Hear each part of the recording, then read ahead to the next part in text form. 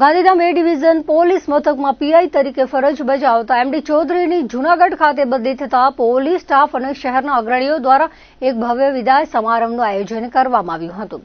આ પ્રસંગે ઉપસ્થિત રહેલા પોલીસ અધિકારીઓ, સ્ટાફ મિત્રો અને સામાજિક આગેવાનોએ પીઆઈ ચૌધરીના કાર્યકાળ દરમિયાન નિષ્ઠાપૂર્વકની સેવાઓને બિરદાવી તેમને ભાવભીની વિદાય આપી હતી। સમગ્ર કાર્યક્રમ દરમિયાન વાતાવરણ અત્યંત ભાવુક બની ગયું હતું અને સૌએ તેમના ઉજ્જવળ ભવિષ્ય માટે શુભેચ્છાઓ પાઠવી હતી।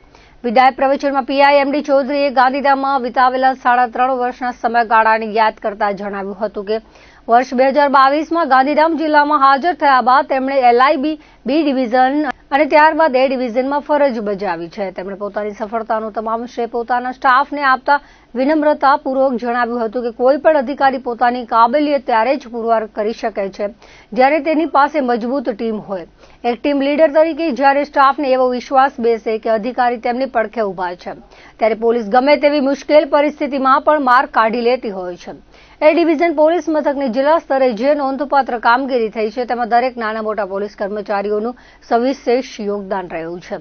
આ તકે તેમણે પીએસઆઈ શ્રી જાડેજાની કામગીરીની ખાસ પ્રશંસા કરતા કહ્યું હતું કે જ્યારે પણ કોઈ ધર્મસંકટ કે કટોકટીનો સમય આવ્યો છે ત્યારે શ્રી જાડેજા અડધી રાત્રે પણ ખડે પગે રહીને જવાબદારી સંભાળી છે।